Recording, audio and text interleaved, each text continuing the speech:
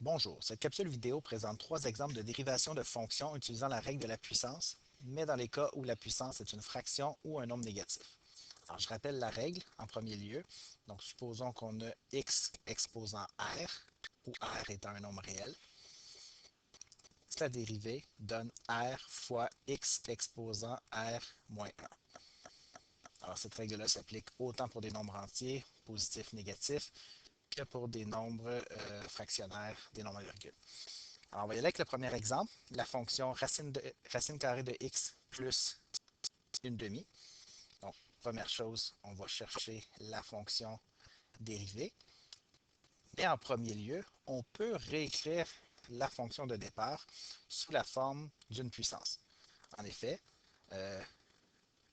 petit rappel ici, lorsqu'on a une racine nème d'une puissance m d'une expression, okay, c'est équivalent à cette expression exposant m sur n. Dans le cas d'une racine carrée, cela signifie qu'ici, on a affaire à x exposant une demi. Plus une demi, je n'y toucherai pas. Alors, je vais donc dériver chacun de mes deux termes. Donc, la dérivée de x à la une demi en appliquant la règle présentée précédemment, ça va donner une demi x exposant une demi moins 1 plus la dérivée d'une demi, c'est une constante, donc ça donne 0. Il me reste à faire un peu de ménage dans l'expression que je viens de trouver ici. Donc, ça donne une demi fois x à la une demi moins 1. Donc, ça donne une demi moins 2 demi, ce qui donne x à la moins une demi. Donc, ma fonction, elle est dérivée. Okay? Toutefois, par convention, on va essayer d'éviter d'utiliser, de laisser dans nos réponses des exposants qui sont négatifs. Ici, deuxième rappel, lorsqu'on a affaire à un exposant négatif, okay, A exposant moins n, c'est équivalent à 1 divisé par A exposant n.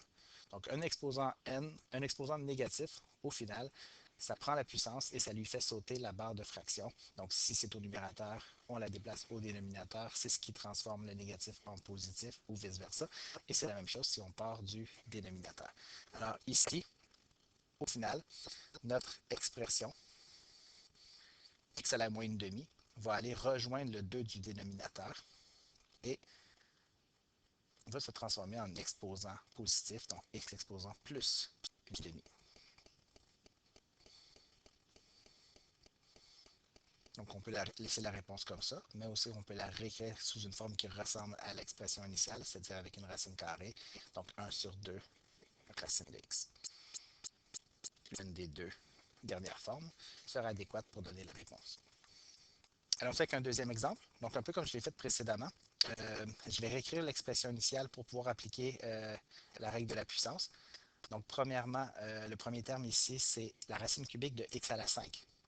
Alors, si j'applique à nouveau la règle qui est ici, okay, en exposant fractionnaire, la racine cubique de x à la 5 est équivalent à x à l'exposant 5 tiers. Deuxième chose, ensuite, la deuxième fraction, on a 1 sur 7x. On pourrait utiliser ici la règle du quotient, mais c'est beaucoup plus efficace si on considère 1 sur 7x comme étant une puissance négative de x.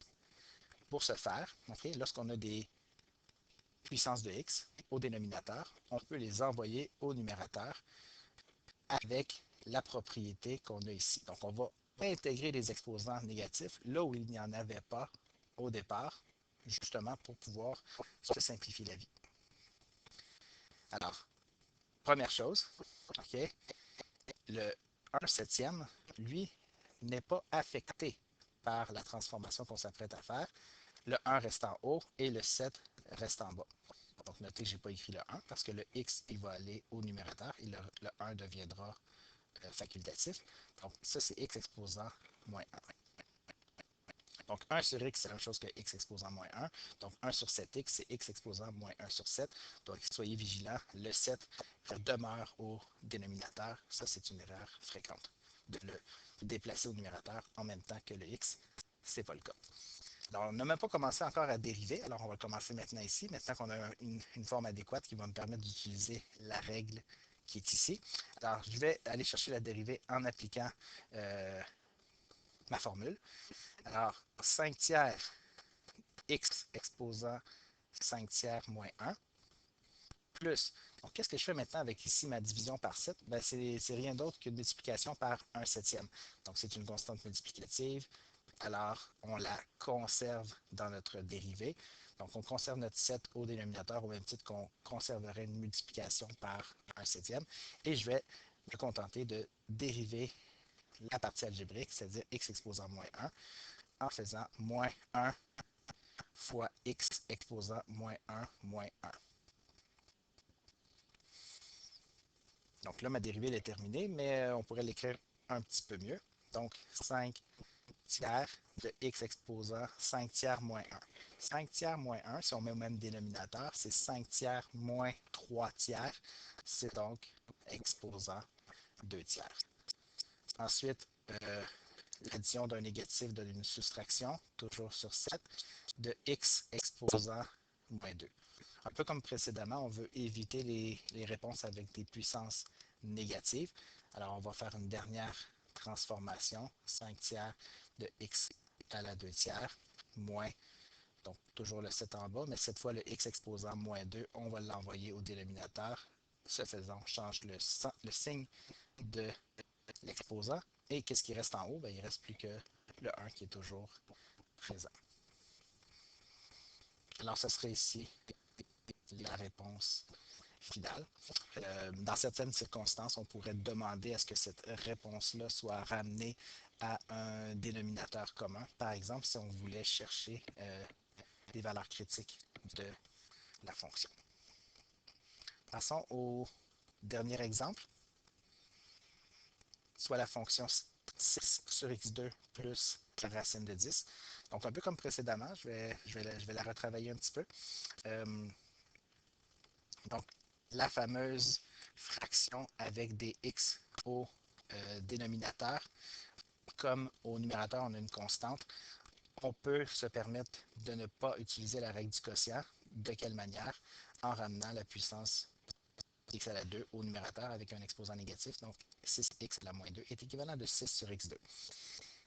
Et la racine de 10, je sais que précédemment, on a transformé toutes les racines en exposants fractionnaires, mais ici, c'est inutile parce qu'il n'y a pas de x dans cette expression-là. C'est donc une constante. Donc, ne vous laissez pas avoir par la présence de la racine. Okay? Racine de 10, c'est un nombre, c'est une constante. Une fois qu'on va dériver cette expression-là, ça va devenir 0. Alors, on y va justement avec la dérivée. Okay? Donc, on conserve la constante 6 fois donc moins 2x, moins 2 moins 1, je peux tout de suite faire l'opération, ça donne moins 3, plus dérivée de racine de 10, comme je l'ai dit précédemment, 0. Alors, tout ça va me donner 6 fois moins 2, moins 12. X à la moins 3, donc x à la moins 3 va descendre au dénominateur. Donc, x à la 3. Et ce serait la réponse finale ici. Merci.